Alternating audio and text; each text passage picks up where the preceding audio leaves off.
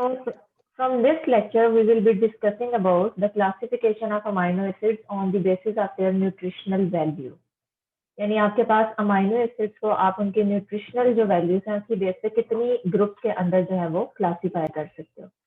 तो यूजुअली हम nutritional value के बेस पे अमाइनो एसिड को 3 डिफरेंट कैटेगरीज के अंदर क्लासीफाई करते हैं. पहली जो हमारे पास क्लास आती है, this class includes all amino acids which are essential for our body. अब जब मैं यहाँ पे आपके सामने एसेंशियल अमाइनो एसिड्स का वर्ड यूज करती हूँ तो एसेंशियल मीन्स कि ये वो अमाइनो एसिड्स हैं जो कि आपने किसी ना किसी सोर्स से, डाइटरी सोर्स से ऑब्वियसली इंटेक जरूर करना है. इनका इंटेक इतना ज्यादा जरूरी क्यों है? बिकॉज आपकी जो ओवरऑल जो है ना पार्टिसिपेशन प्रोटीन्स का जो प्रोसेस है उसके अंदर इन अमाइनो एसिड्स को बनाने के लिए आपकी बॉडी के अंदर ना तो कोई प्रिकर्सर है और ना ही आपकी बॉडी के अंदर कोई ऐसा एंजाइम है जो कि किसी नॉन प्रोटीन कंपोनेंट को इन अमाइनो एसिड्स के अंदर कन्वर्ट कर सके. इस चीज को मैं थोड़ा सा इस तरह से एक्सप्लेन करती हूँ. तो अगर हम इन क्लासिफिकेशन की बात करें जो कि मैंने आप लोगों को कहा है कि हमने न्यूट्रिशनल वैल्यूज की बेस पे देखना है, तो पहली क्लास मैंने आप लोगों के सामने कही है कि आपके पास जो अमाइनो एसिड्स हैं, these amino acids are essential amino acid. Nutritional value की बेस पे आपके पास पहली क्लास कौन सी आ गई? एसेंशियल. एसेंशियल अमाइनो एसिड्स में मैंने कहा है कि आपके पास ये ऐसे अमाइनो एसिड्स हैं जिनको बनाने के लिए आपकी बॉडी के अंदर एंजाइम्स अवेलेबल नहीं है. You don't have any enzymatic pathway जिनके थ्रू ये स्पेसिफिक अमाइनो एसिड्स बनेंगे. क्या कोई ऐसे अमाइनो एसिड्स भी हैं जिनको बनाने के लिए बॉडी के पास अपना एंजाइमेटिक सेटअप अवेलेबल होता है? यस. और इन अमाइनो एसिड्स को हम कहते हैं non essential amino acids. Example हम ले लेते हैं कि ऐसे कौन से अमाइनो एसिड्स हैं जो कि इस क्लास से बिलोंग करते हैं और वो बॉडी के अंदर किस तरह से बन सकते हैं, उससे आपको थोड़ा बहुत आइडिया हो जाएगा. यू ऑल नो कि आपके पास जो है वो एनर्जी की जो प्रोडक्शन है उसके जो 3 मेजर स्टेजेस हैं या जो पाथवेज हैं उसमें से एक पाथवे आपके पास है टीसीए साइकिल. तो इस टीसीए साइकिल के अंदर आपके पास एक इंटरमीडिएट है oxaloacetate which is the acceptor of acetyl coenzyme. अब ये जो ऑक्सैलोएसीटेट है, समटाइम्स आपकी बॉडी के अंदर अगर अमाइनो एसिड एस्पार्टेट की डेफिशिएंसी हो जाती है, body have a deficiency of amino acid aspartate, there is an enzyme जो कि ऑक्सैलोएसीटेट को एस्पार्टेट में कन्वर्ट कर सकता है.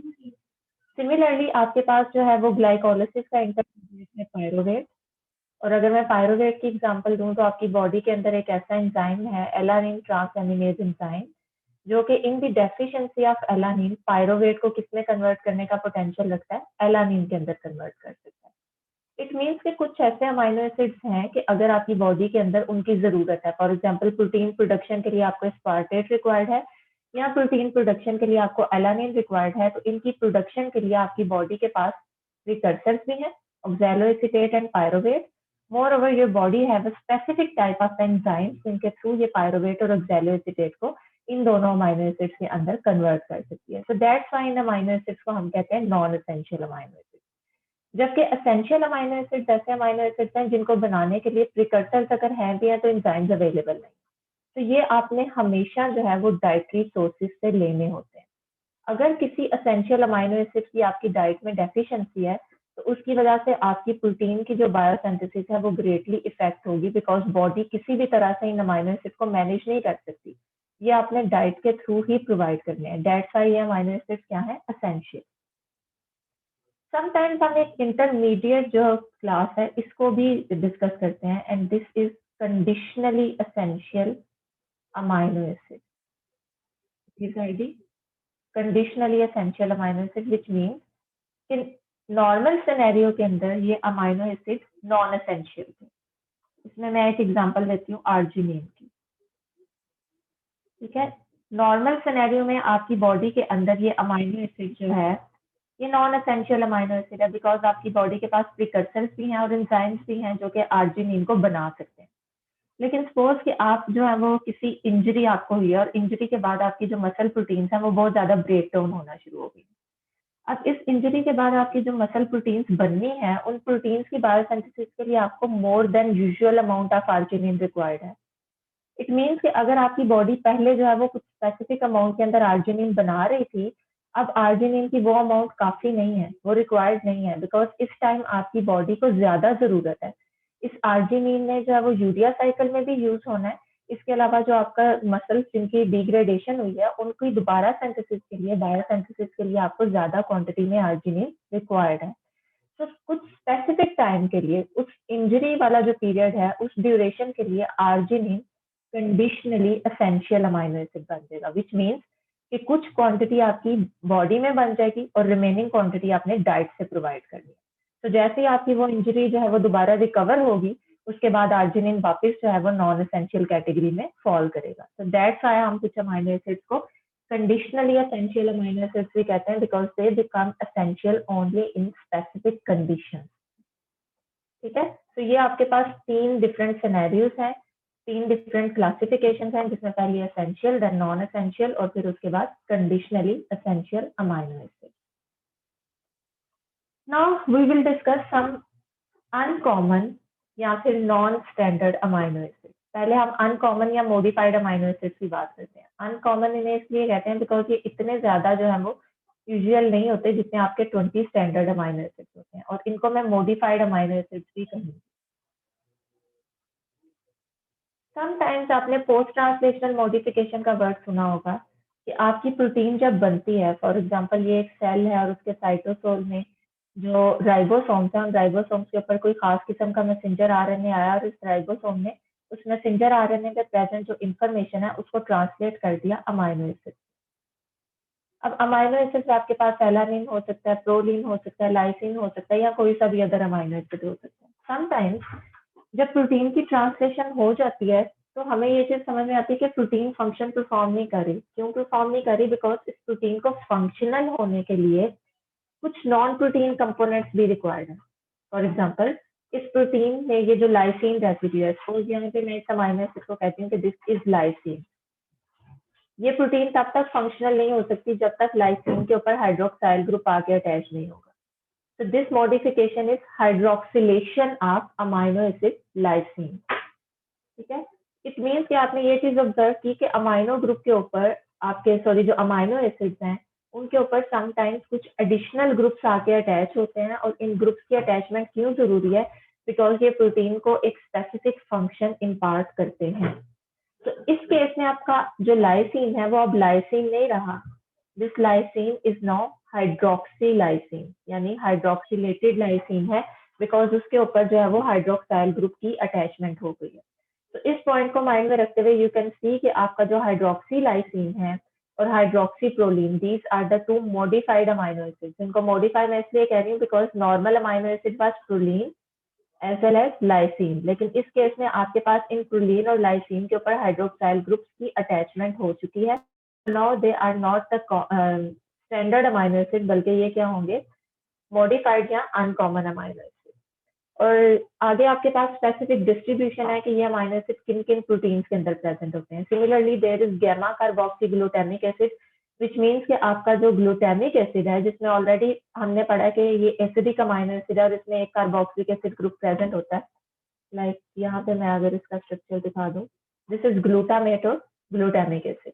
तो आप ये चीज ऑब्जर्व करेंगे कि इसका ये अल्फा कार्बन एटम है, this one is alpha carbon atom, this is beta carbon atom and this is gamma carbon atom. तो इस केस में गैमा कार्बन एटम के ऊपर एक एडिशनल कार्बोक्साइल ग्रुप आके अटैच हो जाएगा।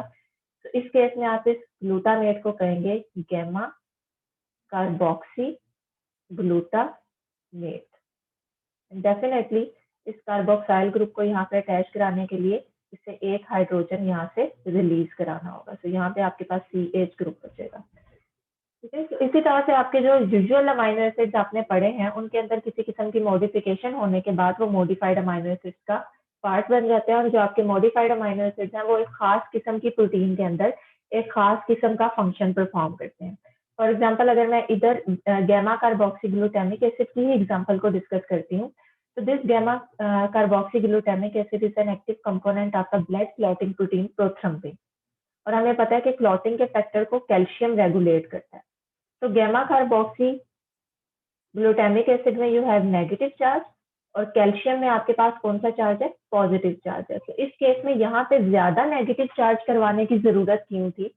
मजीद कार्बोक्साइल ग्रुप यहाँ पे ऐड कराने की जरूरत क्यों थी? ताकि आपका जो कैल्शियम है वो इलेक्ट्रोस्टैटिक इंटरेक्शन के थ्रू इस प्रोटीन के साथ क्या कर सके, इंटरेक्शन शो कर सके। तो दैट्स वाई हमारी जो कुछ प्रोटीन्स है उनके अंदर present amino acid simple amino acid नहीं होते, बल्कि वो मॉडिफाइड अमाइनो एसिड होते हैं ताकि वो प्रोटीन को फंक्शन परफॉर्म करने में असिस्ट कर सके। यहाँ तक आप लोगों का कोई क्वेश्चन?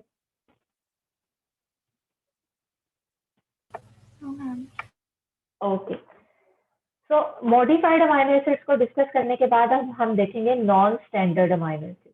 मॉडिफाइड अमाइनो एसिड्स में आपने ये देखा है कि ये वही अमाइनो एसिड है, स्टैंडर्ड अमाइनो एसिड्स हैं, लेकिन इनके ऊपर कुछ खास किस्म के ग्रुप्स अटैच हो गए हैं, दैट्स व्हाई हम इनको standard and modified amino acids कह रहे हैं।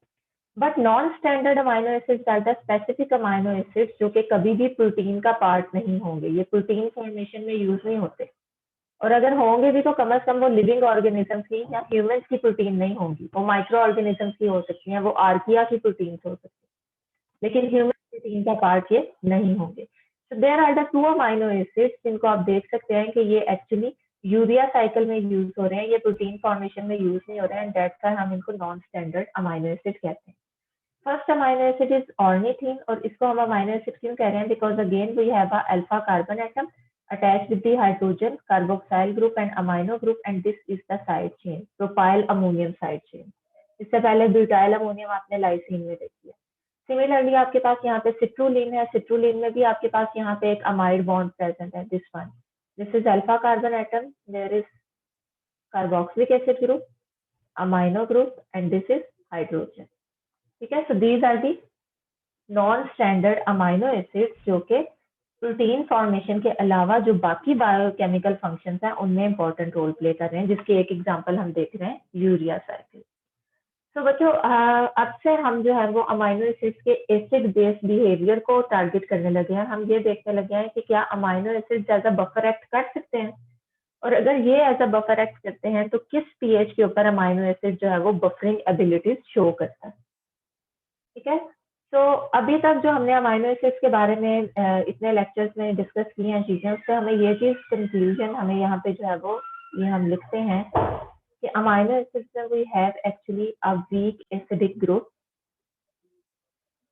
And this weak acidic group is alpha carboxylic acid. Second जो हमारे पास ग्रुप है, this is a weak base. ठीक है, यानी आपके पास एक तरफ अल्फा अमाइनो ग्रुप है which is a weak base, एक तरफ आपके पास अल्फा कार्बोक्सिलिक एसिड ग्रुप है या अल्फा कार्बोक्साइल ग्रुप है which is a weak acid, एक तरफ आपके पास हाइड्रोजन अटैच है और यहाँ पे आपके पास साइड चेन है। तो अभी जो हमारा टाइट्रेशन के ऊपर कंसर्न होगा वो सिर्फ आयोनाइजेबल ग्रुप्स के साथ होगा। आयोनाइजेबल ग्रुप्स ऐसे ग्रुप्स होते हैं जो कि या तो प्रोटॉन को रिलीज कर सकते हैं या फिर वो किसी सिस्टम से प्रोटॉन को क्या कर सकते हैं, एक्सेप्ट कर सकते हैं। तो ये यहाँ तो आपके पास एसिडिक प्रॉपर्टीज शो करते हैं because acid is a species जो प्रोटॉन को रिलीज करती है, या ये बेसिक प्रॉपर्टीज शो करते हैं because base is a species जो कि सिस्टम में से प्रोटॉन को क्या कर सकती है, एक्सेप्ट कर सकती है। जब हमने अमाइनो एसिड्स की क्लासिफिकेशन को देखा था तो हमने ये कहा था कि yes there are many amino acid जिनकी साइड चेन में कोई आयोनाइजेबल ग्रुप नहीं होता, लाइक ग्लाइसिन में हाइड्रोजन है और हाइड्रोजन आयोनाइजेबल नहीं है, एलानिन में वी हैव मिथाइल ग्रुप और ये भी आयोनाइजेबल नहीं है। इसी तरह से हमारे पास जो वेलिन है, वेलिन के स्ट्रक्चर में भी हमने जो साइड चेन देखी थी वो भी आयोनाइजेबल नहीं थी। तो हम अमाइनो एसिड को दो डिफरेंट कैटेगरीज के अंदर डिवाइड कर सकते हैं, those amino acids which have non ionisable side chain, यानी इनकी जो साइड चेन है वो आयोनाइज नहीं हो सकती, वो आयोनाइजेबल नहीं है। जबकि there are some amino acid जिनकी साइड चेन भी आयोनाइज हो सकती है, जिसमें हम एग्जांपल ले सकते हैं ग्लूटामिक एसिड की और एस्पार्टिक एसिड की, सिमिलरली आर्जिनिन की, हिस्टीडीन की और लाइसिन की। Like you can see here कि आपके पास जो पॉजिटिवली चार्ज अमाइनो एसिड है, लाइसिन, आर्जिनिन और हिस्टीडीन, इनकी साइड चेन आयोनाइजेबल है बिकॉज इनमें कोई बेसिक ग्रुप प्रेजेंट है। Similarly, these are the two amino acids, aspartic acid and glutamic acid, जिनकी साइड चेन में एक एडिशनल कार्बोक्सिलिक एसिड ग्रुप है, तो ये मीडियम में प्रोटॉन को रिलीज कर सकते हैं, तो इनकी भी साइड चेन आयोनाइजेबल है। जबकि जो रिमेनिंग आपके पास अमाइनो एसिड्स हैं, इनके पास आयोनाइजेबल ग्रुप्स नहीं है। तो हमारे पास दो तरह के अमाइनो एसिड्स है ना, those having ionisable side chains and the amino acids with non ionisable side chain. तो हमने इन दोनों का एसिड और बेस बिहेवियर चेक करना है। तो पहले हम डिस्कशन स्टार्ट करेंगे विद द अमाइनो एसिड्स जिनकी साइड चेन में नॉन आयोनाइजेबल ग्रुप्स प्रेजेंट होते हैं। तो हम स्टार्ट करते हैं विद एनी अमाइनो एसिड जिसकी साइड चेन में नॉन आयोनाइजेबल ग्रुप है, और मैं यहाँ पे अमाइनो एसिड लिखती हूँ ग्लाइसिन। ग्लाइसिन की टाइट्रेशन को हम देखेंगे कि एक्चुअली ये किस तरह से एसिडिक और बेसिक प्रॉपर्टीज को शो करता है। ग्लाइसिन की साइड चेन तो सबको पता है ना, उसकी साइड चेन में कौन सा ग्रुप प्रेजेंट होता है?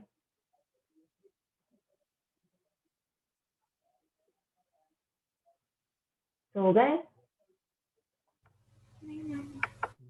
ग्लाइसिन की साइड चेन में कौन सा ग्रुप है? हाइड्रोजन। Hydrogen, yes. तो यहाँ पे हम हाइड्रोजन लिखेंगे। ओके बच्चों, जो हमने वाटर वाली टाइट्रेशन पढ़ी थी, उस टाइट्रेशन से हमने कुछ पॉइंट्स को भी कंक्लूड किया था। तो आपने उन पॉइंट्स को भी माइंड में रखना है ताकि हम उसको रिवाइज भी करते जाएं और यहाँ पे उन पॉइंट्स को अप्लाई होता हुआ भी देख सकें। हम जब भी किसी वीक एसिड या वीक बेस की आयनाइजेशन की बात करते हैं तो हम ये कहते हैं because these are the weak species, it means कि ये किसी भी सोल्यूशन के अंदर ना तो प्रोटॉन रिलीज कर सकती है और ना प्रोटॉन को एक्सेप्ट कर सकती है, बल्कि इनको इनकी जो प्रोटॉन को रिलीज करने की एबिलिटी है या प्रोटॉन को एक्सेप्ट करने की एबिलिटी है वो एक खास किस्म के कांस्टेंट पे डिपेंड करती है, और उस कांस्टेंट को हम कहते हैं पीकेए, इक्विलिब्रियम कांस्टेंट। ठीक है, तो मैं यहाँ पे कार्बोक्सिलिक एसिड की जो पीके वैल्यू है इसको pKa1 कहूंगी, और अमाइनो ग्रुप की जो पीके वैल्यू है इसको pKa2 कहूंगी। और टाइट्रेशन को जब हमने डिस्कस किया था तो हमने ये कहा था कि किसी भी वीक एसिड की जो pKa वैल्यू है वो सोल्यूशन की पीएच पे भी डिपेंड करती है। लाइक हम यहाँ पे अगर पॉइंट जो है वो कंक्लूड कर लें तो हमने ये कहा था कि जितने भी वीक एसिड हैं वो सिर्फ ऐसे सोल्यूशन के अंदर अपना प्रोटॉन रिलीज करते हैं जिस सोल्यूशन की पीएच एसिड की पीके वैल्यू के या तो इक्वल हो या फिर सोल्यूशन की पीएच जो है वो एसिड की पीके वैल्यू से क्या हो, ज्यादा हो। सिमिलरली हमने जब वीक बेस की बात की थी तो वीक बेस का हमने एक्चुअली टाइट्रेशन तो डिस्कस नहीं की थी, लेकिन हमने ये पॉइंट कंक्लूड जरूर किया था कि इसका बिहेवियर ऑपोजिट होता है। वीक बेस किसी ऐसे सोल्यूशन से प्रोटॉन को पिक कर सकता है। एसिड ने प्रोटॉन को रिलीज करना है और ये रिलीज तब करेगा जब सोल्यूशन की पीएच एसिड की पीके वैल्यू के या तो इक्वल है या ज्यादा है, और बेस ने प्रोटॉन को क्या करना है, एक्सेप्ट करना है। इसने सोल्यूशन से प्रोटॉन को पिक करना है, और इसने कब पिक करना है, जब आपके सोल्यूशन की पीएच इसकी पीके वैल्यू के या तो इक्वल है या सोल्यूशन की पीएच इसकी पीके वैल्यू से कम है। तो इन दो पॉइंट्स को अगर आप माइंड में रखेंगे तो आपको यहाँ पे टाइट्रेशन कर्व को समझने में बहुत आसानी होगी। ओके, टाइट्रेशन से पहले इसका मतलब है हमें कार्बोक्सिलिक एसिड और अमाइनो ग्रुप की पीके वैल्यूज का भी पता होना चाहिए। तो ये मैं यहाँ पे इंट्रोड्यूस करा देती हूँ। कार्बोक्सिलिक एसिड की पीके वैल्यू है 2.34 और अमाइनो ग्रुप की पीके वैल्यू है 9.60। तो लेट्स स्टार्ट, और हम ये देखते हैं कि यहाँ पे आपके अमाइनो एसिड किस सोल्यूशन में और किस पीएच के ऊपर जो है वो अपने प्रोटॉन को या तो रिलीज करेंगे या प्रोटॉन को पिक करेंगे, बिकॉज यहाँ पे दोनों तरह के ग्रुप्स है ना, तो दोनों तरह के बिहेवियर ये शो कर सकते हैं। लेट्स सपोज कि जब आपने इस टाइट्रेशन कर्व को स्टडी करना शुरू किया एट पीएच 0, तो इस कंडीशन के ऊपर आपके ग्लाइसिन के ऊपर दोनों ग्रुप्स का बिहेवियर क्या होगा? सोल्यूशन की पीएच 0 है और कार्बोक्सिलिक एसिड की पीके वैल्यू 2.34 है। क्या ग्लाइसिन का carboxylic acid group proton release करेगा?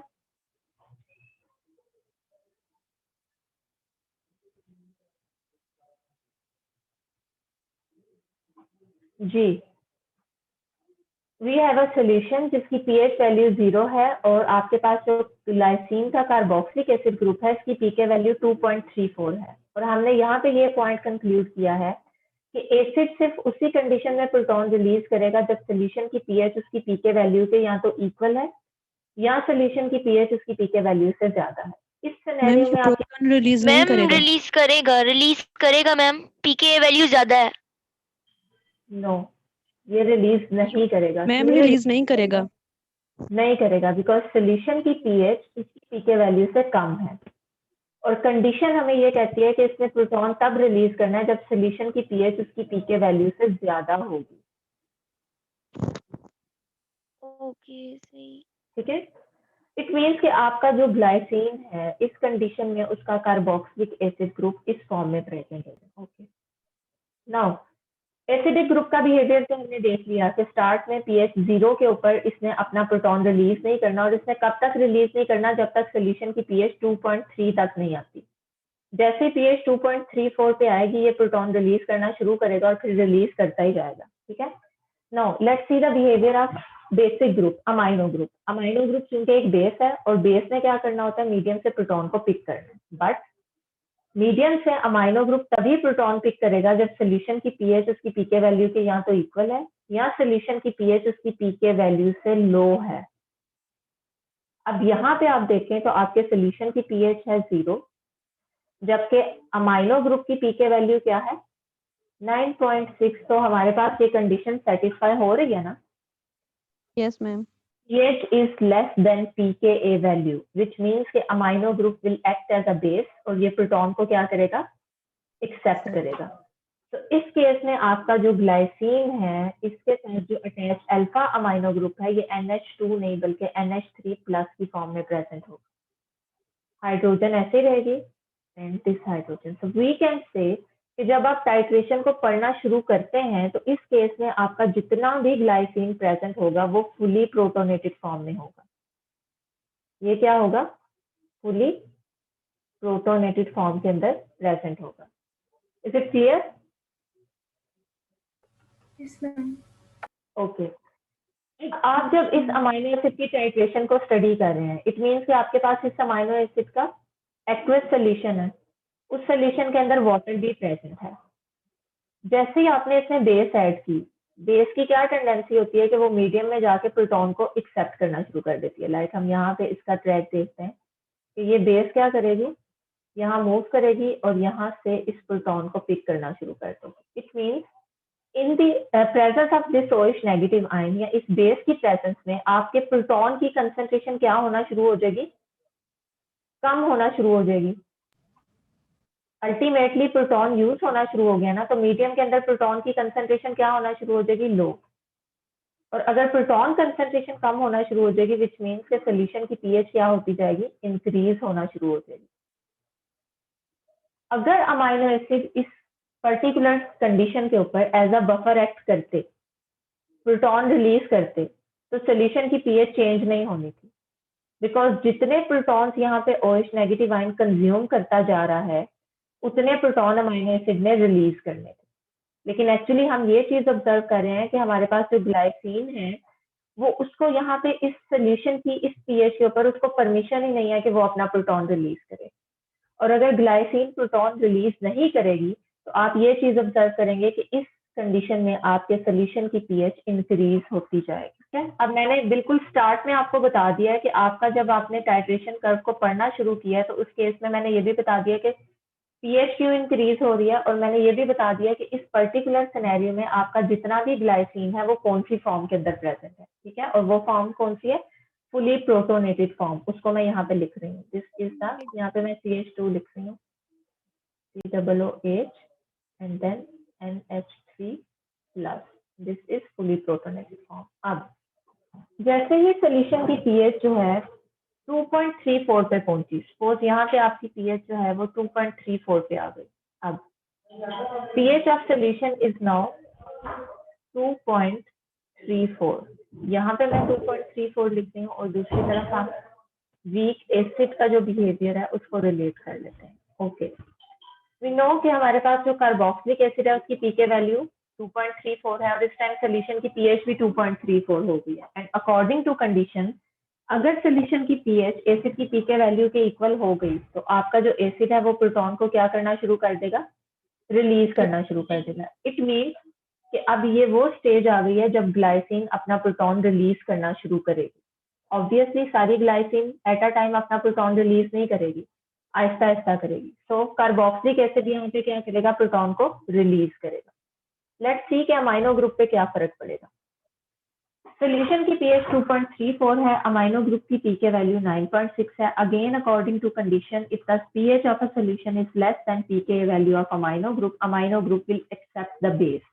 तो आपके पास अमाइनो ग्रुप यहाँ पे sorry accept the proton, so amino group proton को एक्सेप्ट करेगा और आपके पास यहाँ पे वो प्रोटोनेटेड फॉर्म में ही होगा। इट मीन्स कि अमाइनो ग्रुप पे किसी किस्म का कोई फर्क नहीं पड़ेगा इस पीएच के ऊपर, सिर्फ और सिर्फ आपका कार्बोक्सिलिक एसिड ग्रुप जो है वो आयोनाइजेशन को स्टार्ट कर देगा। आयोनाइजेशन क्या करना शुरू कर देगा? स्टार्ट करना शुरू कर देगा। तो इस केस में आपके पास जो ग्लाइसिन है इसकी दो फॉर्म्स आप ऑब्जर्व करोगे। अमाइनो ग्रुप बिल्कुल ऐसे ही रहेगा, जबकि जो कार्बोक्सिलिक एसिड ग्रुप है इस कार्बोक्सिलिक एसिड ग्रुप की कुछ कंसंट्रेशन प्रोटोनेटेड फॉर्म में रहेगी और कुछ कंसंट्रेशन जो है वो उसकी डीप्रोटोनेटेड फॉर्म में चली जाएगी, because this is the moment जब ग्लाइसिन का जो अल्फा कार्बोक्सिलिक एसिड ग्रुप है उसने प्रोटॉन को रिलीज करना शुरू कर दिया।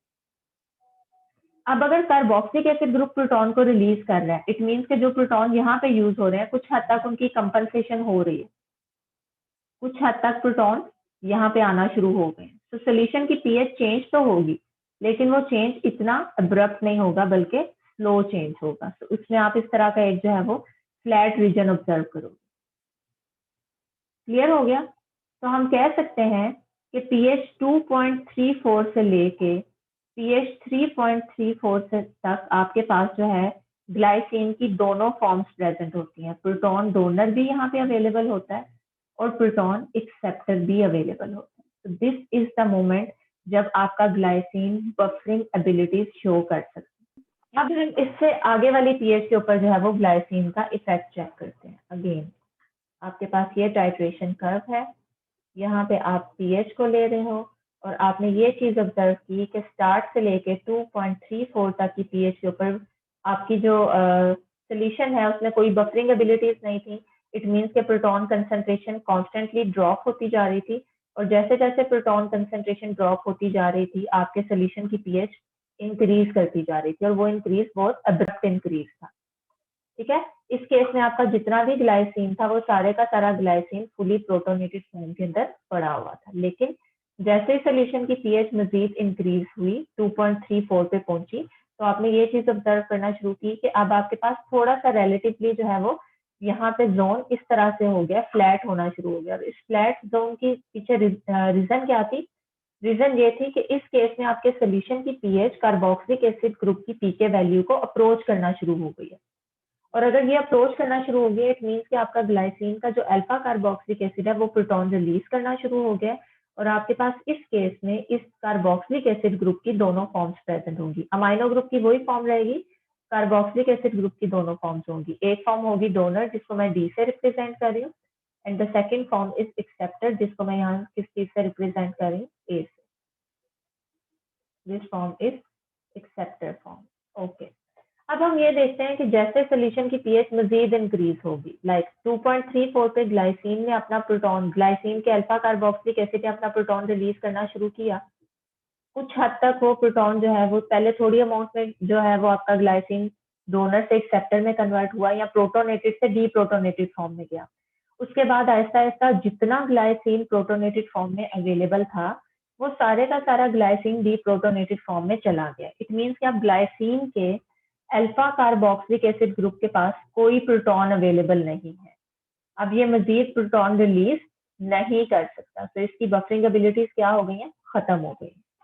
नेक्स्ट क्या होगा, आप ये चीज ऑब्जर्व करेंगे कि अब आपका जितना भी ग्लाइसिन है वो इस फॉर्म के अंदर प्रेजेंट रहेगा, NH3 plus CH2 COO negative. क्यों इस फॉर्म में रह रहा है? बिकॉज आपके सोल्यूशन की पीएच ऐसी है जिसके ऊपर कार्बोक्सिलिक एसिड ग्रुप ने डीप्रोटोनेटेड ही रहना है और अमाइनो ग्रुप ने प्रोटोनेटेड ही रहना है।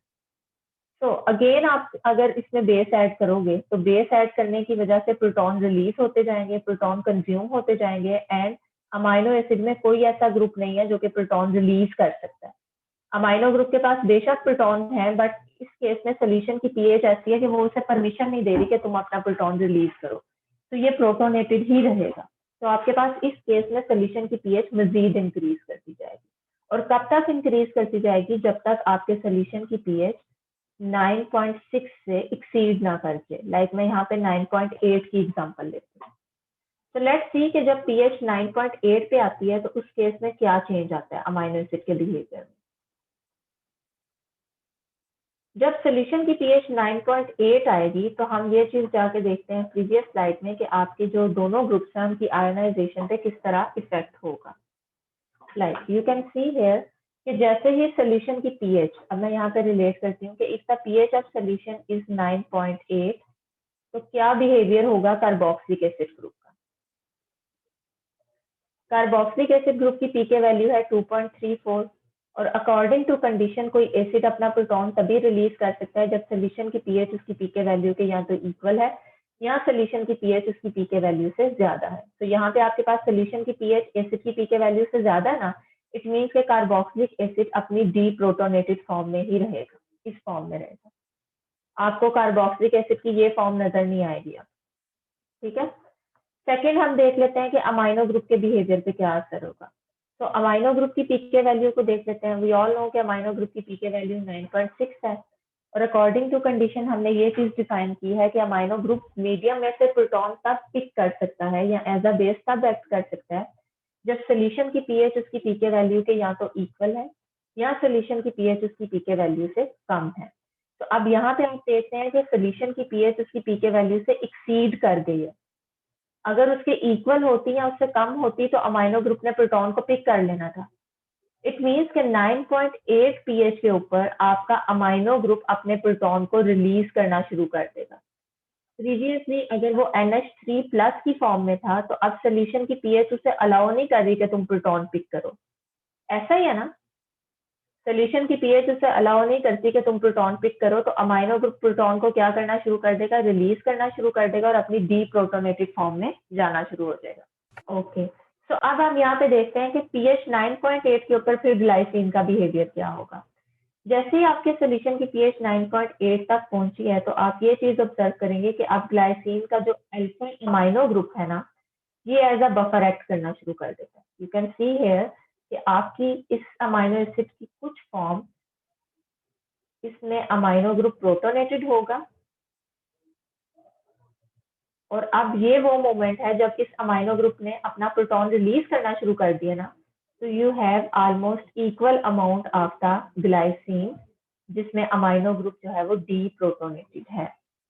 और जैसे जैसे पीएच मजीद, यहाँ पे भी आपको थोड़ा सा रिलेटिवली फ्लैट जोन नजर आएगा और जैसे जैसे पीएच मजीद इंक्रीज होगी आप ये चीज ऑब्जर्व करेंगे जितना अमाइनो ग्रुप प्रोटोनेटेड था वो सारे का सारा अमाइनो ग्रुप अपने प्रोटॉन को रिलीज कर देगा और रिलीज होने वाले प्रोटॉन एक्चुअली यहाँ पे जो प्रोटॉन कंज्यूम हो रहे थे, जो प्रोटॉन बेस कंज्यूम कर रही थी वाटर के, उन प्रोटॉन्स को कंपनसेट करने में यूज होते हैं। तो सोल्यूशन की पीएच में इतना चेंज नहीं आएगा जब अमाइनो ग्रुप की डीप्रोटोनेशन शुरू हो जाएगी, ठीक है। लेकिन ये भी एक हद तक है, जैसे ही आपके जितने अमाइनो ग्रुप प्रोटोनेटेड थे वो अपना प्रोटॉन रिलीज कर चुकेंगे तो सारे का सारा अमाइनो एसिड इस फॉर्म में आ जाएगा। तो आपके पास इस कंडीशन में अमाइनो एसिड ग्लाइसिन की सारी फॉर्म जो है वो इस फॉर्म में आ जाएगी, ठीक है। ओके, अब इसी चीज को मैं बेस बनाते हुए आप लोगों के सामने इस टाइट्रेशन कर्व से कुछ पॉइंट्स कंक्लूड करने लगे। राइट, हमने स्टार्टिंग में जब टाइट्रेशन कर्व देखी तो हमने ये बिहेवियर देखा है कि आपके पास बेस की एडिशन के टाइम बिल्कुल स्टार्टिंग मोमेंट के ऊपर जितना भी ग्लाइसिन था वो ग्लाइसिन फुली प्रोटोनेटेड था। फुली प्रोटोनेटेड मीन्स कि अमाइनो ग्रुप के पास एज अ बेस एक्ट करते हुए उसने प्रोटॉन पिक किया हुआ है। आपके पास जो साइड चेन और ये हाइड्रोजन है इनको मैं ऐसे मेंशन कर रही हूँ। कार्बोक्सिलिक एसिड ग्रुप भी अलाउड नहीं है कि वो प्रोटॉन को रिलीज करे, इसलिए ये भी प्रोटोनेटेड होगा। इस केस में आपके पास ये जो फॉर्म होगी इसको आप क्या कहोगे, फुली प्रोटोनेटेड प्रोटोनेटेड। फॉर्म। जैसे सोल्यूशन की पीएच 2.34 पे गई, आपका जो अल्फा कार्बोक्सिलिक एसिड ग्रुप था उसने प्रोटॉन रिलीज करना शुरू कर दिया, बिकॉज एसिड किसी ऐसे सोल्यूशन में प्रोटॉन रिलीज करता है जिसकी पीएच उसकी पीके वैल्यू के इक्वल होती है। सो दिस इज द मोमेंट जब आपका ग्लाइसिन जो है वो दोनों फॉर्म्स के अंदर एग्जिस्ट करेगा, ठीक है। Sorry for the bad drawing. तो इस केस में आपके पास यहाँ पे जो NH3 प्लस है ये इसी तरह से रहेगा, लेकिन आपका जो कार्बोक्सिलिक एसिड ग्रुप है इसकी दोनों फॉर्म्स एग्जिस्ट करेंगी, बिकॉज जो प्रोटोनेटेड फॉर्म है ये प्रोटोनेटेड फॉर्म किसमें कन्वर्ट होना शुरू हो जाएगी, डीप्रोटोनेटेड फॉर्म। और कन्वर्ट क्यों होगी, बिकॉज हमें पता है कि इस केस में सोल्यूशन की पीएच उसे अलाउ नहीं करती कि तुम प्रोटॉन पिक करो, तो वो प्रोटॉन आहिस्ता आहिस्ता रिलीज करना शुरू कर देगा। जितने प्रोटॉन कार्बोक्सिलिक एसिड ग्रुप के पास हैं वो सारे यहाँ पे जो है वो रिलीज हो जाएंगे और इस स्टेज पे आपके पास जितना अमाइनो एसिड आएगा, इस जोन के बाद आपके पास जितना ग्लाइसिन होगा वो सारे का सारा इस फॉर्म के अंदर प्रेजेंट होगा, जिसमें भी आपका कार्बोक्सिलिक एसिड ग्रुप अपने सारे प्रोटॉन को रिलीज कर चुके हैं। ठीक है, तो ये आपके पास ये फॉर्म होगी ग्लाइसिन। फिर हमने ये देखा कि जैसे ही सोल्यूशन की पीएच जो है वो 9.8 तक पहुंचती है, यानी 9.6 को एक्सीड करती है, तो आपका जो सेकंड प्रोटोनेटेड ग्रुप था अमाइनो ग्रुप, अब ये ग्रुप अपने प्रोटॉन को रिलीज करना शुरू कर देता है, बिकॉज अब इस केस में आपके सोल्यूशन की पीएच बेस को अलाउ नहीं करती कि वो प्रोटॉन को एक्सेप्ट करे, बल्कि वो क्या करे, रिलीज करना शुरू कर दे। तो आपके पास यहाँ पे ग्लाइसिन की दोनों फॉर्म्स एग्जिस्ट करेंगी, जिसमें अमाइनो ग्रुप प्रोटोनेटेड भी होगा और आपका जो अमाइनो ग्रुप है वो डी प्रोटोनेटेड भी होगा। और जैसे ये यहाँ से जोन खत्म होगा तो आपका जितना ग्लाइसिन है वो सारे का सारा ग्लाइसिन का अमाइनो ग्रुप चुनके अपने प्रोटॉन रिलीज कर चुके हैं, तो आपका पूरे का पूरा ग्लाइसिन इस फॉर्मेट में आ जाएगा, NH2CH2COO negative form. Is it clear? तो यहाँ से हम इस चीज को कंक्लूड कर सकते हैं कि आपके अमाइनो एसिड के वो दो रीजन जिसमें आपके पास प्रोटॉन डोनर और प्रोटॉन एक्सेप्टर दोनों अवेलेबल होते हैं, इनको हम कहते हैं these are the buffering region, these are the donor and acceptor. इनको बफरिंग रीजन क्यों कहते हैं? बिकॉज अभी हमने थोड़ी देर पहले देखा ना कि अगर हमारे पास जो है वो सोल्यूशन में मौजूद प्रोटॉन जो है वो किसी जगह पे कंज्यूम हो रहे हैं, लाइक हम कॉन्स्टेंटली बेस ऐड कर रहे हैं और बेस के एडिशन की वजह से ये आपके प्रोटॉन कंज्यूम होते जा रहे हैं, इनकी कंजप्शन के बाद प्रोटॉन कंसंट्रेशन ड्रॉप होना शुरू हो जाएगी। अगर प्रोटॉन कंसंट्रेशन ड्रॉप होना शुरू हो जाएगी, इट मीन्स के सोल्यूशन की पीएच इंक्रीज करती जाएगी, पीएच इंक्रीज करेगी, और जबकि बायोलॉजिकल सिस्टम के अंदर पीएच का इंक्रीज जो है वो नहीं होना चाहिए। तो आपके अमाइनो एसिड इस केस में कार्बोक्सिलिक एसिड ग्रुप अपने प्रोटॉन रिलीज करके सोल्यूशन की पीएच को मेंटेन करने की कोशिश करता है। तो हम कह सकते हैं कि कार्बोक्सिलिक एसिड ग्रुप जो है वो पीएच 2.34 से लेके पीएच 3.34 की रेंज में एज अ बफर एक्ट करता है। सिमिलरली हम यहाँ पे देख रहे हैं, जी बच्चे एक मिनट मुझे ये पॉइंट एंड कर लेने दें, उसके बाद पूछिएगा, ठीक है? Okay ma'am. सिमिलरली आपका जो सेकंड ग्रुप है इसमें आपने ये चीज ऑब्जर्व की कि आपका अमाइनो ग्रुप भी किसी खास पीएच के ऊपर अपने प्रोटॉन को रिलीज करता है, और जैसे ये प्रोटॉन रिलीज करेगा, यहाँ से रिलीज होने वाले प्रोटॉन जो है वो यहाँ पे कंज्यूम होने वाले प्रोटॉन्स को क्या करेंगे, उनकी डेफिशिएंसी को फुलफिल करेंगे और सोल्यूशन की पीएच मेंटेन रहेगी। तो अमाइनो ग्रुप जो है वो 9.6 से ऊपर वाली पीएच के ऊपर जो है वो ऐसा 9.6 से लेके अबाउट 9.7 तक की पीएच के ऊपर ऐसा बफर एक्ट करता है। तो वी कैन से कि अमाइनो एसिड में जो दो वीक एसिड और वीक बेसिक ग्रुप्स हैं, they can act as the buffer close to their pK values. अपनी पीके वैल्यूज के करीब करीब सोल्यूशन के अंदर ये एज अ बफर एक्ट कर। बच्चों यहाँ से अब आप लोगों को अगर मैं एक पॉइंट कहूँ कि अमाइनो एसिड्स के बारे में हम यूजुअली ये चीज कहते हैं कि अमाइनो एसिड न्यूट्रल होते हैं, लेकिन मुझे यहाँ टाइट्रेशन कर्व से ये पता चल रहा है कि कोई एक अमाइनो एसिड, अभी मैं सिर्फ उन अमाइनो एसिड की बात कर रही हूँ जिनकी साइड चेन में नॉन आयोनाइजेबल ग्रुप्स हैं, ठीक है? तो ऐसे अमाइनो एसिड जिनकी साइड चेन में नॉन आयोनाइजेबल ग्रुप्स हैं, एक्चुअली इन पे तीन तरह के चार्जेस हो सकते हैं। या तो ये कैटायनिक फॉर्म में एग्जिस्ट कर सकते हैं, या ये न्यूट्रल फॉर्म में एग्जिस्ट कर सकते हैं, या फिर ये एनायनिक फॉर्म में एग्जिस्ट कर सकते हैं। तो इस चीज को हम टाइट्रेशन कर्व से देख लेते हैं। हम ये देखते हैं कि जब सोल्यूशन की पीएच बिल्कुल कम है, लो पीएच के ऊपर आपका अमाइनो एसिड, इसके ऊपर अगर हम नेट चार्ज कैलकुलेट करें तो कितना चार्ज है इस अमाइनो एसिड के ऊपर?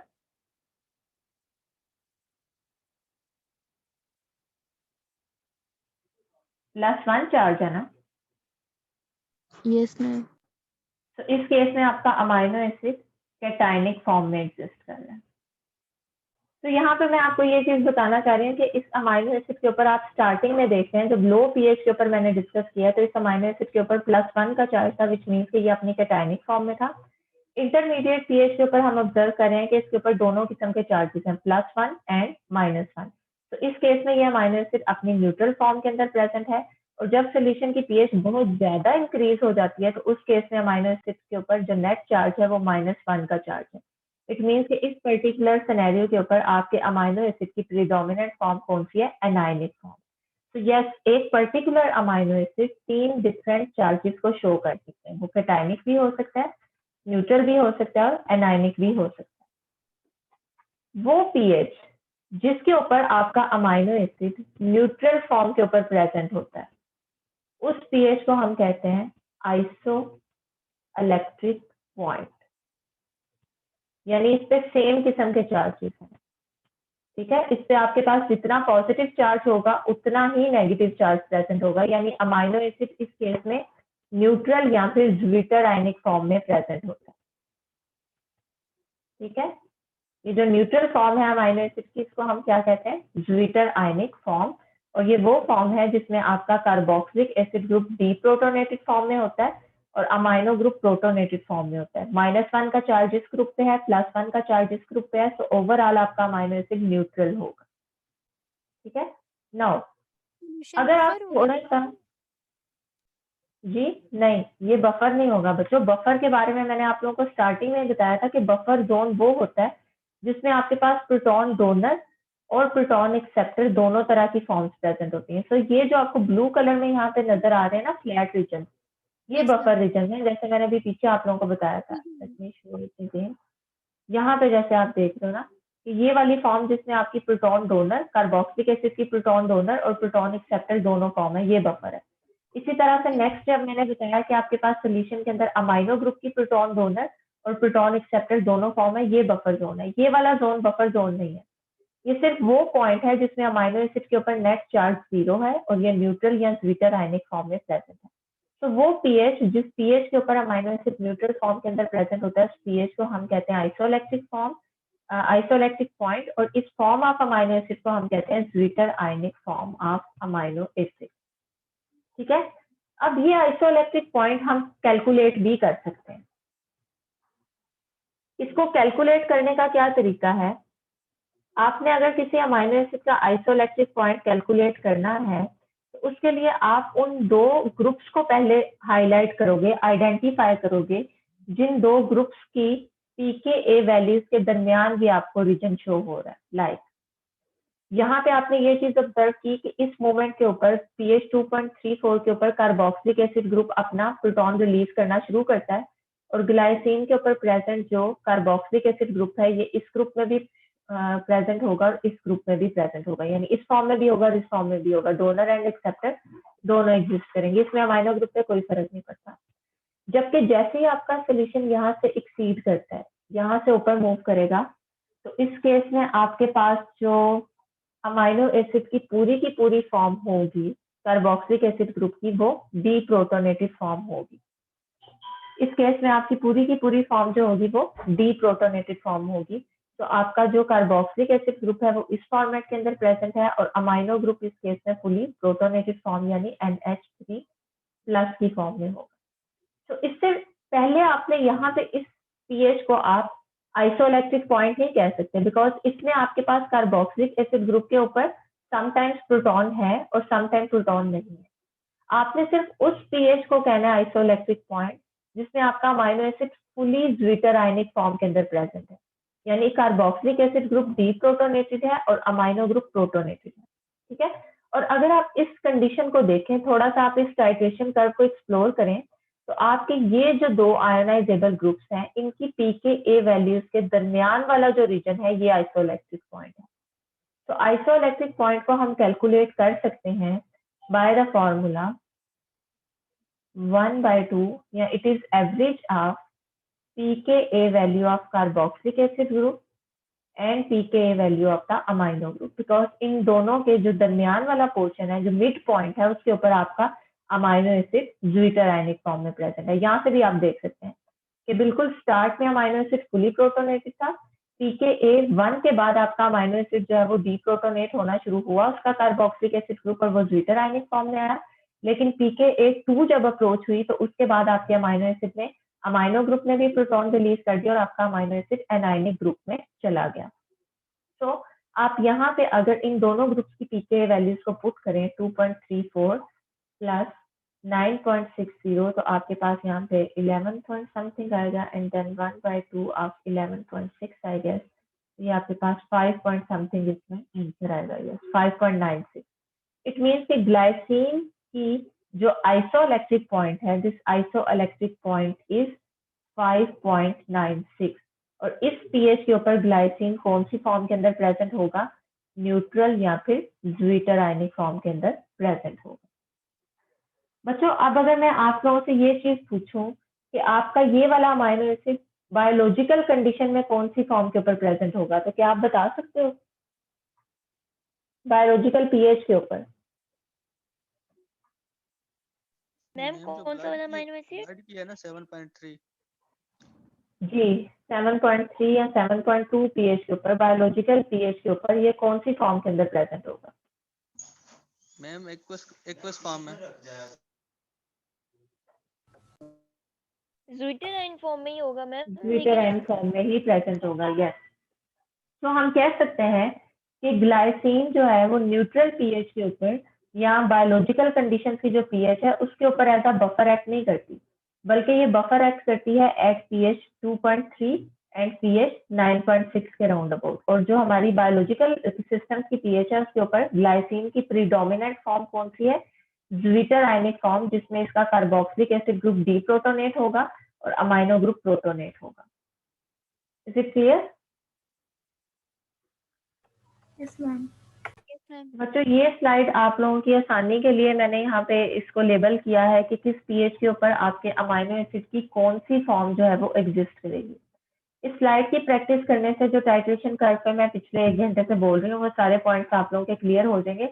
लेकिन ये स्लाइड देखने से पहले आपने जो पीएच और पीके वैल्यू के दरमियान रिलेशनशिप मैंने स्टार्ट में बताया था ना, वीक एसिड के लिए और वीक बेस के लिए, उसको आपने माइंड में रखना है और फिर आपने इस टाइट्रेशन कर्व को सॉल्व करना है।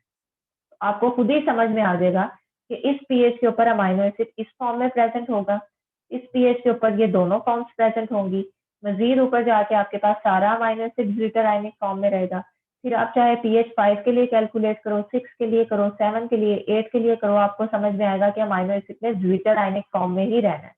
जैसे पीएच 9.6 से एक्सीड होगी तो आपको पता चलेगा कि अमाइनो एसिड अब दोबारा से दोनों फॉर्म में आना शुरू हो गया, और जैसे पीएच 9.7 से एक्सीड करेगी तो आपका सारे का सारा अमाइनो एसिड इस फॉर्म पे चला जाएगा।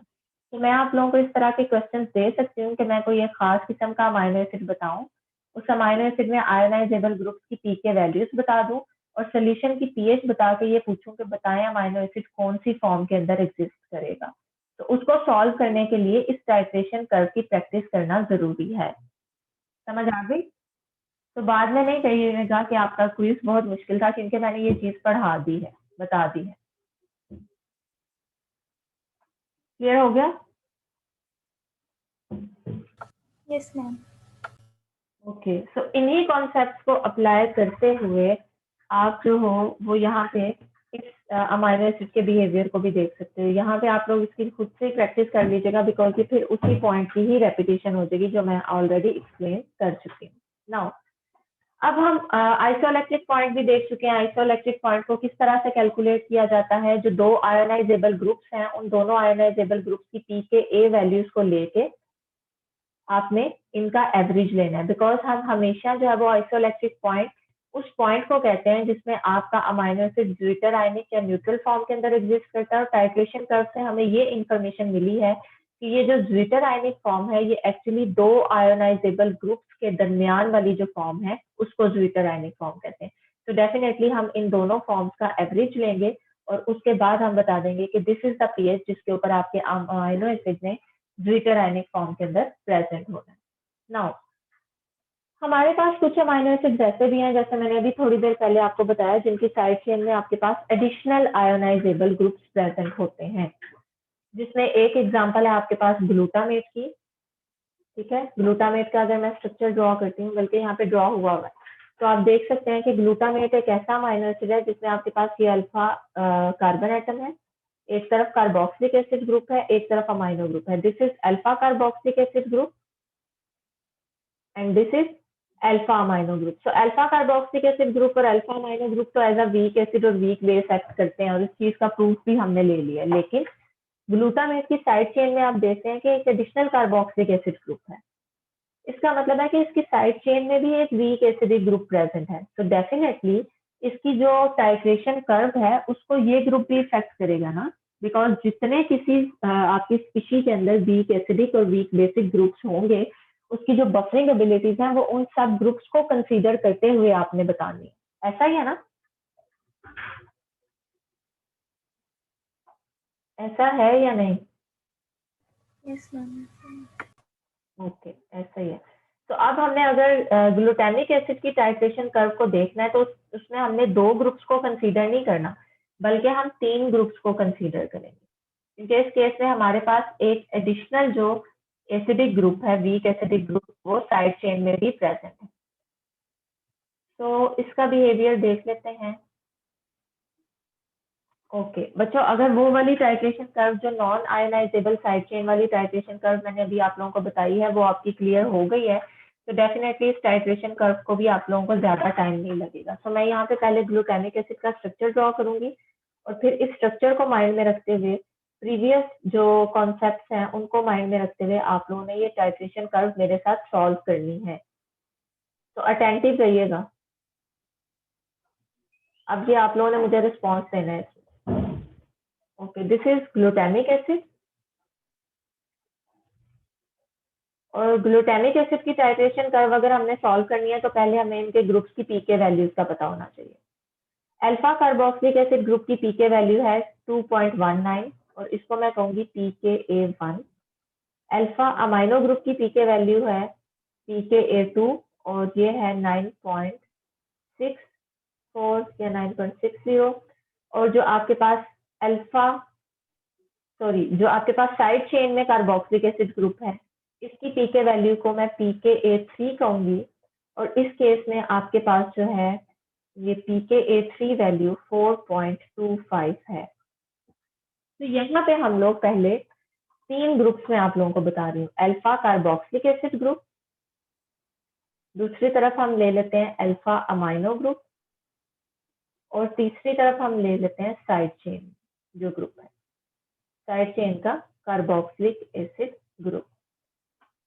लेट्स सपोज कि हम टाइट्रेशन को स्टार्ट करते हैं और हम हर पीएच के ऊपर जो इफेक्ट है उसको वहां जाके चेक किया करेंगे कि किस पीएच के ऊपर आपका ये ग्लूटामिक एसिड किस तरह का रिस्पॉन्स शो करेगा। तो एट द स्टार्ट जब आपने सोल्यूशन के अंदर ऐड किया OH नेगेटिव आयंस को यानी किसी बेस को, ये OH नेगेटिव आयंस क्या करेंगे, जैसे अभी हमने थोड़ी देर पहले डिस्कस किया कि जैसे ही आपने सोल्यूशन में इन OH नेगेटिव आयंस को ऐड करना है, ये प्रोटॉन को जाके कंज्यूम करना शुरू कर देंगे। जितने ज्यादा प्रोटॉन कंज्यूम होंगे उसका मतलब है कि सोल्यूशन के अंदर प्रोटॉन कंसंट्रेशन लो हो रही है, और अगर प्रोटॉन कंसंट्रेशन लो हो रही है इट मींस के सोल्यूशन की पीएच क्या होना शुरू हो जाएगी, इंक्रीज होना शुरू हो जाएगी। लेकिन अगर amino acid as a buffer इस पीएच के ऊपर एक्ट करेगा तो ये अमाइनो एसिड जो है वो इस रीजन को क्या कर देगा, कंपनसेट कर देगा, इस लॉस को कंपनसेट करेगा। तो हम ये देखते हैं कि स्टार्टिंग में आपका amino acid as a buffer act नहीं करता, सोल्यूशन की पीएच बढ़ती रहती है, प्रोटॉन रिलीज नहीं करता। तो देखते हैं क्यों रिलीज नहीं करता। ओके, जब आपके सोल्यूशन की पीएच है 0 तो आपका जो अल्फा कार्बोक्सिलिक एसिड ग्रुप है इसकी पीके वैल्यू है 2.19।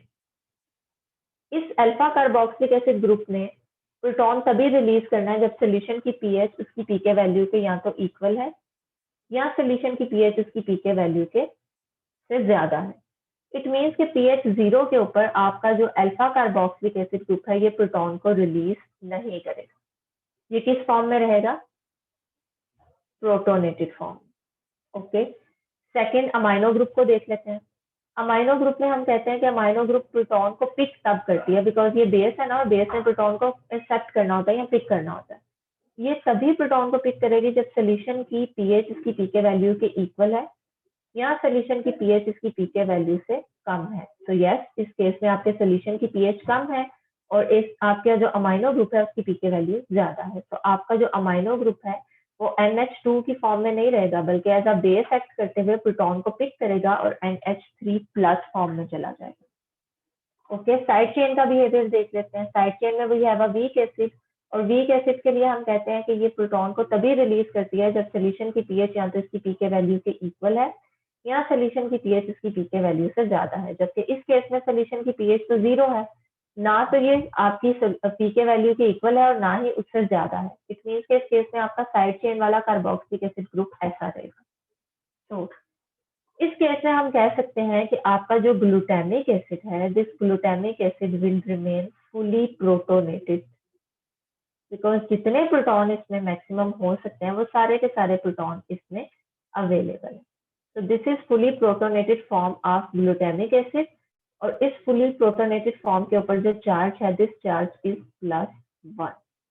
ओके, जैसे ही सोल्यूशन की पीएच 2.34 पे गई, 2.34 पे जाने का मतलब है कि अब आपका जो अल्फा कार्बोक्सिलिक एसिड ग्रुप है ये प्रोटॉन को रिलीज करना शुरू कर देगा। तो लेट्स सी कि जब सोल्यूशन की पीएच है अब हमारे पास 2.34, तो इन तीनों ग्रुप्स का बिहेवियर क्या होगा।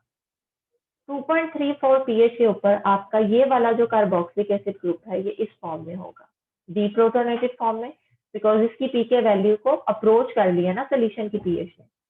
अमाइनो ग्रुप जो है वो NH3+ की फॉर्म में होगा। क्यों? बिकॉज सोल्यूशन की पीएच अभी भी कम है और अमाइनो ग्रुप की पीके वैल्यू ज्यादा है, तो ये प्रोटोनेटेड रहेगा। जो थर्ड आपका ग्रुप है ये अभी भी प्रोटोनेटेड रहेगा, दिस वन, बिकॉज इसने प्रोटॉन तब रिलीज करना है जब सोल्यूशन की पीएच 4.25 या 4.25 से ज्यादा होगी। सो इस केस में इसका मतलब है कि आपका जो अल्फा कार्बोक्सिलिक एसिड ग्रुप है इसने एज अ बफर एक्ट करना शुरू कर दिया। इसकी आधी अमाउंट प्रोटोनेटेड होगी और बाकी अमाउंट से प्रोटॉन निकलना शुरू हो जाएगा। तो जैसे ही सोल्यूशन की पीएच 2.34 पे जाएगी आप इसमें एक बफरिंग एबिलिटी ऑब्जर्व करेंगे, और वो बफरिंग एबिलिटी किसकी वजह से होगी? अल्फा कार्बोक्साइल ग्रुप की वजह से। बिकॉज इस कंडीशन में आपका जो अल्फा कार्बोक्सिलिक एसिड ग्रुप है इसकी दोनों फॉर्म्स अवेलेबल होंगी। कुछ क्वांटिटी इसकी ऐसी होगी जो कि प्रोटॉन को रिलीज भी करना शुरू कर देगी। तो आधी अमाउंट इसकी इस तरह से प्रेजेंट होगी, protonated, and the remaining amount will be NH3 CHCOO negative CH2 COOH। ये प्रोटोनेट ही रहेगा, ये डीप्रोटोनेट नहीं होगा। तो अगेन यहाँ पे आपके पास डोनर भी है और आपके पास एक्सेप्टर भी है। तो यू कैन से कि नाउ आपका जो ग्लूटामिक एसिड है उसने बफरिंग एबिलिटीज शो करना शुरू कर दी है, क्योंकि बफर हम उसी रीजन को कहते हैं ना जिसमें आपके पास डोनर और एक्सेप्टर दोनों प्रेजेंट होते हैं। ओके मैम, ये अगेन एक्सप्लेन कर दें कि अमोनी ग्रुप पे पॉजिटिव चार्ज कैसे आया। ओके यहाँ पे आप देखें अमाइनो ग्रुप के ऊपर पॉजिटिव चार्ज कैसे आ रहा है। Amino group is a base and the base has the ability कि वो सोल्यूशन से प्रोटॉन को पिक करती है। प्रोटॉन को पिक करने का मतलब है उससे पॉजिटिव चार्ज आएगा। कब प्रोटॉन को पिक करना है? जब सोल्यूशन की पीएच उसकी पीके वैल्यू के इक्वल है या सोल्यूशन की पीएच उसकी पीके वैल्यू से कम है, लो है। तो पीएच 2.34 इज लेस देन 9.64 ना, 9.64 पीके वैल्यू ज्यादा है और पीएच कम है, तो ये प्रोटॉन को एक्सेप्ट करेगा ना। तो इस पे कौन सा चार्ज होगा? लेस चार्ज होगा। ठीक है, ओके मैम। ओके बच्चों। तो सपोज आपके पास यहाँ पे स्टार्टिंग में 1% ग्लूटामिक एसिड का जो अल्फा कार्बोक्सिलिक एसिड ग्रुप है इसने प्रोटॉन रिलीज किया, देन 2%, देन 10%, 50%, 70%, 100%। इसका मतलब है इस पॉइंट के ऊपर आके आपका जितना भी ग्लूटामिक एसिड था उसमें जितना alpha carboxylic acid group protonated था वो सारे का सारा डीप्रोटोनेट हो जाएगा। जितने प्रोटॉन वो रिलीज कर सकता था उसने रिलीज कर लिए। तो अब आपका अमाइनो एसिड इस फॉर्म में आना शुरू हो गया, CHCOO नेगेटिव CH2, ये साइड चेन को मैं ऐसे लिख रही हूँ CH2COOH। So this is written as form में। इस केस में आपका जो है वो अल्फा कार्बोक्सिलिक एसिड डीप्रोटोनेट होना शुरू हो गया। ठीक है, समझ आ गई? Yes ma'am. Yes ma'am. Second आपके पास चेंज तब आएगा जब सोल्यूशन की पीएच 4.25 पे जाएगी। जैसे पीएच 4.25 पे आएगी तो 4.25 का मतलब है कि इस केस में आपका जो कार्बोक्सिलिक एसिड ग्रुप है ये कार्बोक्सिलिक एसिड ग्रुप की पीके वैल्यू 2.19 है, तो ये डीप्रोटोनेटेड रहेगा, बिकॉज ये ग्रुप प्रोटॉन तब रिलीज कर सकता है जब सोल्यूशन की पीएच इसकी पीके वैल्यू के इक्वल है या सोल्यूशन की पीएच इसकी पीके वैल्यू से ज्यादा है। तो आपका ये वाला ग्रुप इसी तरह से रहेगा। अमाइनो ग्रुप जो है वो प्रोटोनेटेड रहेगा। क्यों प्रोटोनेटेड रहेगा? ये वही रीजन है जो मैंने अभी एक्सप्लेन किया, बिकॉज अभी भी सोल्यूशन की पीएच इसकी पीके वैल्यू से कम है ना, तो ये बेस के तौर पे एक्ट करेगा और प्रोटोनेटेड फॉर्म में रहेगा। लेकिन अब यहाँ पे आप देखेंगे कि आपका जो कार्बोक्सिलिक एसिड ग्रुप है ये प्रोटॉन रिलीज करना शुरू कर देगा। इसकी कुछ अमाउंट प्रोटोनेटेड होगी और रिमेनिंग अमाउंट डीप्रोटोनेटेड होगी। तो दिस इज द मोमेंट जब आपका जो अमाइनो एसिड में प्रेजेंट साइड चेन में मौजूद कार्बोक्सिलिक एसिड ग्रुप है इसकी आयोनाइजेशन स्टार्ट हो जाती है। तो अगेन आपके पास एक ऐसा ग्रुप है जिसकी प्रोटॉन डोनर और प्रोटॉन एक्सेप्टर दोनों फॉर्म्स प्रेजेंट होंगी और आपका अमाइनो एसिड दोबारा से एज अ बफर एक्ट करना शुरू कर देगा। COOH और यहाँ पे आपके पास CnH3 plus hydrogen carboxylic acid group CH2 COO negative. ठीक है, तो अगेन आपके पास एक डोनर है, अगेन आपके पास एक एक्सेप्टर है। इट मीन्स कि इस पॉइंट से लेके मजीद आपके पास जो है वो एक बफरिंग एबिलिटी शुरू होगी। अब जितना कार्बोक्सिलिक एसिड जो है वो प्रोटोनेटेड है, जितने प्रोटॉन वो रिलीज कर सकता है, साइड चेन का कार्बोक्सिलिक एसिड ग्रुप वो रिलीज करेगा और एक स्टेज ऐसी आएगी जिसमें आपका 50, 60, 70 एंड इवन 100% अल्फा जो ये वाला गैमा कार्बोक्सिलिक एसिड ग्रुप जो है ये अपने प्रोटॉन रिलीज कर चुका है। ठीक है, तो इस केस में आपका जो अमाइनो एसिड है उसकी अब ये वाली फॉर्म प्रीडोमिनेट करेगी। ऐसा ही है ना?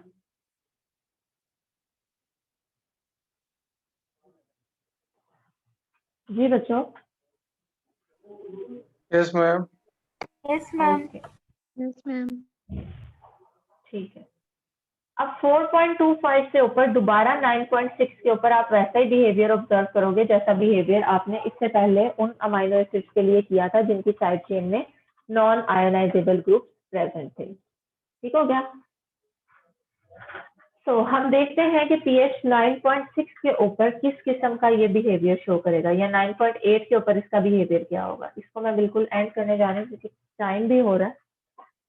तो पीएच 9.8 के ऊपर आपका जो अमाइनो एसिड है इसका ये वाला ग्रुप अगेन डीकार्बोक्सिलेटेड होगा, आपका ये वाला ग्रुप भी डीकार्बोक्सिलेटेड होगा बिकॉज इस केस में जो सोल्यूशन की पीएच है दिस इज 9.8 और आपके जो अल्फा कार्बोक्सिलिक एसिड ग्रुप है इसकी पीके वैल्यू 2.19 है।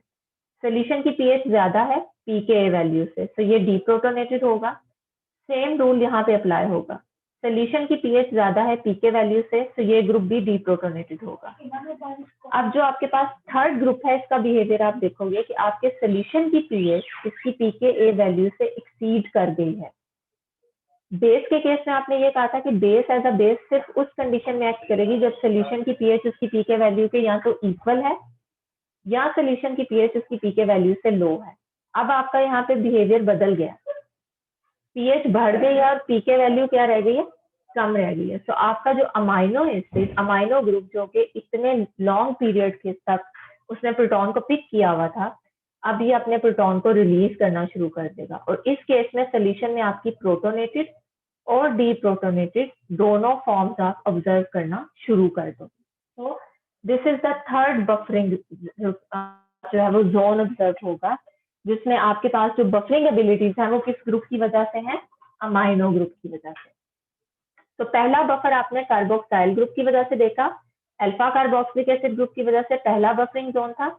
सेकेंड बफरिंग जोन आपका साइड चेन में मौजूद कार्बोक्सिलिक एसिड ग्रुप की वजह से था और अब थर्ड बफरिंग जोन में हम देखते हैं कि हमारे पास जो अल्फा अमाइनो ग्रुप है इस अल्फा अमाइनो ग्रुप की आधी कंसंट्रेशन प्रोटोनेटेड फॉर्म के अंदर प्रेजेंट होगी। अब मैं साइड चेन को यहाँ पे इस तरह से लिख रही हूँ, ठीक है, और इसकी जो रिमेनिंग कंसंट्रेशन है वो डीप्रोटोनेटेड फॉर्म में प्रेजेंट होगी। सो अगेन आपके पास एक प्रोटॉन डोनर और प्रोटॉन एक्सेप्टर अवेलेबल है, so this will be the third buffering zone. 50, 60 and 70 and then 100% जो अमाइनो ग्रुप है वो प्रोटॉन रिलीज कर चुका है, तो आपका पूरे का पूरा अमाइनो एसिड इस फॉर्म में चला जाएगा जिसमें आपका अमाइनो एसिड फुली डीप्रोटोनेटेड फॉर्म में है बिकॉज इसमें किसी भी आयोनाइजेबल ग्रुप के ऊपर प्रोटॉन अवेलेबल नहीं है। कार्बोक्सिलिक एसिड ग्रुप दोनों जो है ये भी डीप्रोटोनेटेड है और आपका जो अमाइनो ग्रुप है ये भी डीप्रोटोनेटेड है। तो जस्ट लाइक दिस, यहाँ पे जो आपकी फॉर्म थी दिस वाज फुली प्रोटोनेटेड, और यहाँ पे जो आपके पास फॉर्म है दिस इज फुली डीप्रोटोनेटेड फॉर्म। जी बच्चों, इसमें किसी को कोई कंफ्यूजन? No, ma'am. ओके, तो मैं बस 2 मिनट के अंदर जो है ना वो आपको स्लाइड से ये बिहेवियर दिखा दूं, इसका आइसोइलेक्ट्रिक पॉइंट बता दूं, और उसके बाद मैं लेक्चर को एंड कर रही हूँ। तो ये ग्लूटामेट की जो है वो टाइट्रेशन कर्व है, और जो पॉइंट मैंने आपको बताया उन्हीं को बस माइंड में रखते हुए यहाँ पे देखिएगा कि बिल्कुल स्टार्ट में आपकी पीएच में इंक्रीज आया, जैसे सोल्यूशन की पीएच 2.19 तक पहुंची, आपका ये जो अल्फा कार्बोक्सिलिक एसिड ग्रुप है दिस वन, pKa1 की वजह से हम ये बिहेवियर देख रहे हैं ना, आपका जो अल्फा कार्बोक्सिलिक एसिड ग्रुप है ये अपनी प्रोटोनेटेड से डीप्रोटोनेटेड फॉर्म में चला गया। तो इस केस में आपने पहला बफरिंग रीजन ऑब्जर्व किया, ये आपका फर्स्ट बफर है, बफर 1। जैसे ही सोल्यूशन की पीएच 4.25 के करीब पहुंची तो आपका जो साइड चेन में मौजूद कार्बोक्सिलिक एसिड ग्रुप था ये प्रोटोनेटेड से डीप्रोटोनेटेड फॉर्म में चला गया। आपने सेकंड बफरिंग रीजन यहाँ पे ऑब्जर्व किया। थर्ड, आपने देखा कि जब सोल्यूशन की पीएच 9.67 तक पहुंची है तो आपका अमाइनो ग्रुप जिसमें पहले प्रोटॉन था इसने प्रोटॉन रिलीज करना शुरू कर दिया, और आपने एक थर्ड बफर को यहाँ पे ऑब्जर्व किया। आप यू कैन सी हेयर कि आपकी यहाँ पे जो ऐसे अमाइनो एसिड जिनकी साइड चेन में एडिशनल आयोनाइजेबल ग्रुप प्रेजेंट होता है, इनकी ज्विटर आयनिक फॉर्म जो है वो ये फॉर्म है यहाँ पे, जिसमें आपके पास +1 का चार्ज है, -1 का चार्ज है। इस केस में आपके पास चार्ज +1 है, इस केस में आपके पास charge +1 -1 cancel and overall charge will be -1, और इस केस में आपके पास चार्ज है -1 -1 इज इक्वल टू -2। तो ज्विटर आयनिक फॉर्म वो फॉर्म होती है जिसमें आपका अमाइनो एसिड उसके ऊपर नेट चार्ज 0 का हो या फिर वो न्यूट्रल फॉर्म के अंदर प्रेजेंट हो। और अगर आप ऑब्जर्व करें तो ये ज्विटर आयनिक फॉर्म pKa1 और pKar के दरमियान प्रेजेंट है, यानी अल्फा कार्बोक्सिलिक एसिड ग्रुप और साइड चेन के दरमियान जो फॉर्म प्रेजेंट है ये ज्विटर आयनिक फॉर्म है। तो इस केस में जो आपने आइसोइलेक्ट्रिक पॉइंट कैलकुलेट करना है, this isoelectric point will be the average of pKa1 and pKar। ठीक हो गया बच्चों, समझ आ गई इस चीज की? Yes, okay ma'am. मैम जी। ओके, यस एसिडिक, अगर आप आइसोइलेक्ट्रिक पॉइंट की बात करें तो आइसोइलेक्ट्रिक पॉइंट आपके पास जो न्यूट्रल अमाइनो एसिड्स हैं या ऐसे अमाइनो एसिड जिनकी साइड चेन में नॉन आयोनाइजेबल ग्रुप्स हैं, उनका isoelectric point is the average of pKa1 plus pKa2। अगर आपके पास कोई एसिडिक अमाइनो एसिड है, एसिडिक अमाइनो एसिड में मैं ग्लूटामिक एसिड की एग्जांपल लेती हूँ, तो उसका isoelectric point will be equal to average of pKa1 plus pKa3 या pKar। और इसी तरह से अगर आपके पास बेसिक अमाइनो एसिड है तो बेसिक अमाइनो एसिड का जो आइसोइलेक्ट्रिक पॉइंट है it will be the average of pKa2 plus pKa3। Clear हो गया? तो इन फॉर्मूलाज को माइंड में रखते हुए आप लोगों ने इन डिफरेंट अमाइनो एसिड्स के जो आइसोइलेक्ट्रिक पॉइंट्स हैं उनको कैलकुलेट करना है। जी बच्चों, यहाँ तक किसी को कोई confusion? No ma'am. No ma'am. No, ma'am. Okay बच्चों, वेरी गुड।